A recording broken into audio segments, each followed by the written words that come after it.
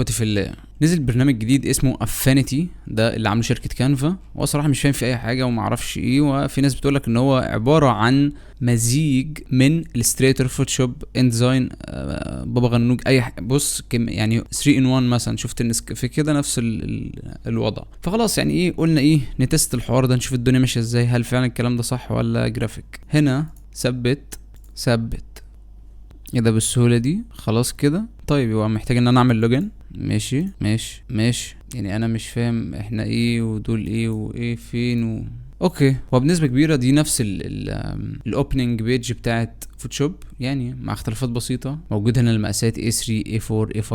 في هنا ليرن شويه توتوريالز، تمبلتس. المفروض ان هنا بيكون في تمبلتس، معرفش هل لسه ده سيكشن هينضاف ولا لا. بيزنس كارد مفيش، يعني تقريبا لسه الحوار بيتا يعني. ولكن خلينا نعمل ديزاين. وكبدايه من بدايه الناس الجامده قوي اللي بدات في الديزاين في الاول، لو انت ما عملتش ديزاين لبيبسي او لفيروز فانت مش جرافيك ديزاينر. اوكي، نعمل مقاس جديد. هنا تسمي تقريبا اسم الديزاين، خلينا نسميه مثلا فيروز.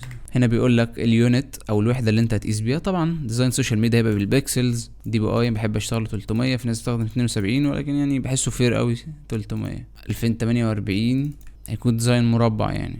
طبعا ار جي بي اوبشن ترانسبيرنت باك جراوند، بيقول لك انا الباك جراوند يكون في خلفيه ولا تكون شفافه. اعتقد الحاجات الباقيه دي انا مش محتاج منهم حاجه. فخلينا ايه، نكرييت دوكيمنت. عظيم لذيذ. بالكنترول والبكره بتزوم ان وتزوم اوت، بالمسطره وتفضل ضاغط وتشد كده بتحرك جوه الديزاين. فاحنا ايه، هنعك كده وربك هيفك. نخش على فري باك. انا محتاج احط بوديوم. البوديوم هي القطعه اللي بتكون موجود عليها الحاجات دي، اسمها بوديوم، واسمها ستاند برضو، ولكن يعني الاسم كده فاهم. بوديوم. فيروز يعني حاجه فيها انتعاش، يعني محتاج زرع، حاجه فيها طبيعه. نكتب ناتشر بوديوم. دي لذيذه قوي يعني، حاسس فيها طب والله دي لذيذة برضو. لا دي حلوة برضو، بس حاسس ان امر الى الله هنستخدم ده. اعتقد احنا بنشد هنا زي الفوتوشوب. عظيم قوي. نضغط انتر. اوكي، هنا الانتر عامل نفس حوار الالستريتور، انه يجيب لك لو انت عاوز تكبر، تعمل روتيشن، تعمل حاجة. اوكي خلينا نسنتر الحوار في النص كده. اوكي الخطوة اللي بعد كده محتاجين كان فيروز، نحط بعدها بي ان جي، طبعا مع مراعاة الكادر او الانجل اللي متاخد بالصورة هنا من الفرونت كده. فاي ثينك دي، ولكن يعني احنا محتاجين ان احنا نشيل الباك جراوند. هل في بقى اي حاجة اوتو نشيل بيها ولا لا؟ اعتقد في تول اسهل من دي هنا، بس يعني انا مش عارف ده ايه. طيب هل لو عملنا كنترول جي زي الفوتوشوب؟ اوكي عاوزين نعمل شادوز، نعمله ازاي؟ اعتقد هو ده يعني، اتمنى اكون صح.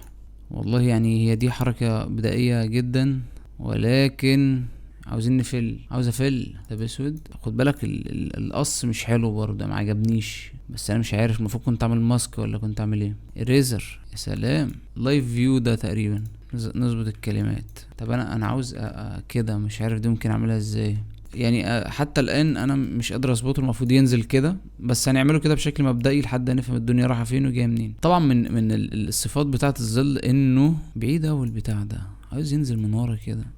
حقير اوي يعني. انا برضه مش فاهم يعني ده ايه. اوكي لا مش حقير، اسف. المفروض بقى ان احنا ايه، ندرج الكلام، يعني الظل يتدرج كده من هنا لهنا. فهل ده اللير؟ هو اللير نعمل له في ماسك. حلو. عايزين جريدينت بقى. في جريدينت ولا لا؟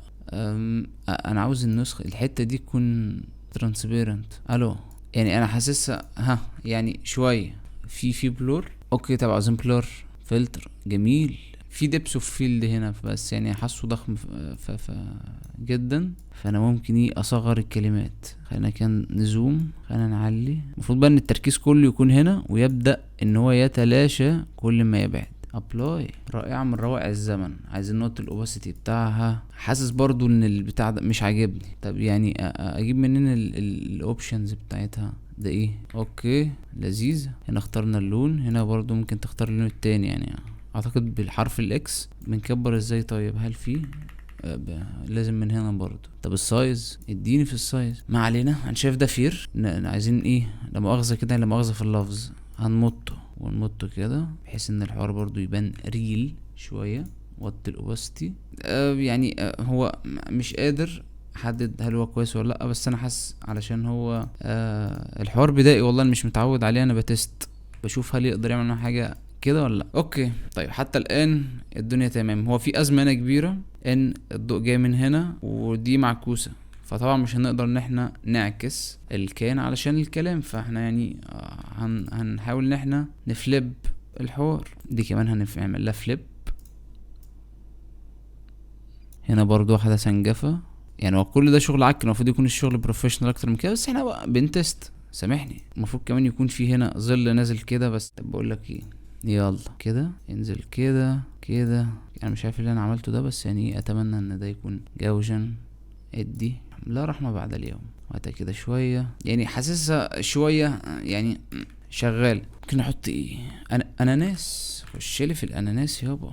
اناناس PNG. اسحب، حط، صغر، حط.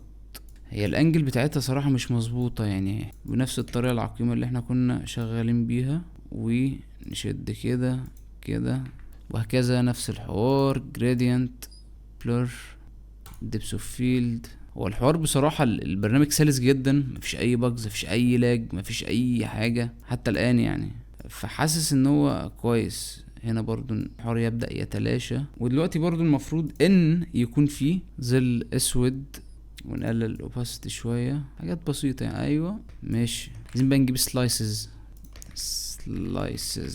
حسيت والله دول مناسبين، وبنفس الحوار حاسس ان احنا ممكن نديله واحدة كده زي اللي عملناها. حتى الان الامور على ما يرام. نضيف ايو ساتوريشن، اسمه هنا HSL.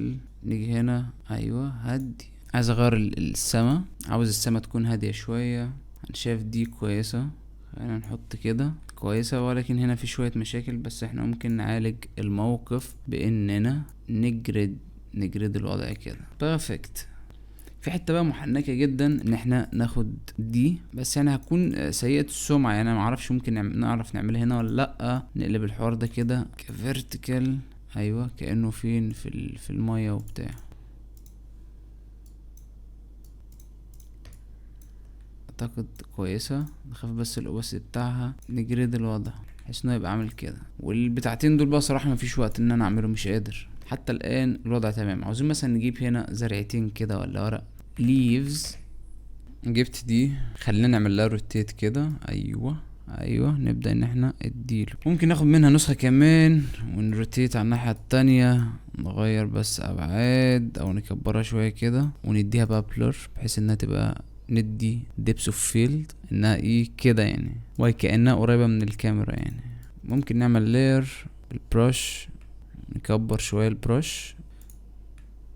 ماشي، احنا ممكن نتعامل في الحوار ده. نكبر نحطها هنا. خلاص انا تمام.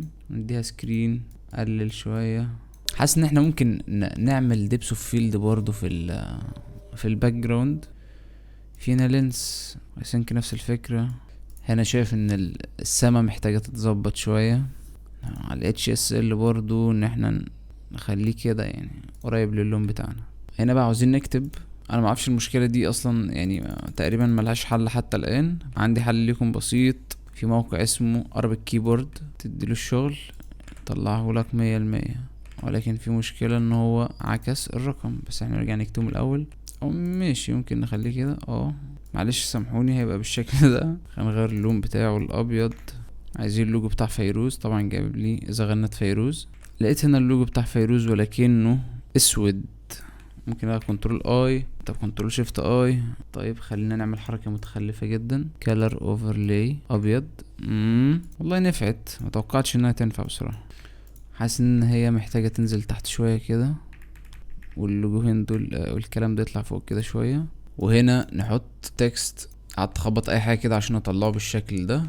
وهنا علشان ندمج كل الشغل ده في لاير واحد، كنترول شيفت الت اي، عمل معانا اللاير ده. محتاجين بقى نلون، نعمل اي همبكه كده. سيلكتيف كلر، مقاومة بيكسل، نيو ادجستمنت لاير، نجيب السيلكتيف كلر.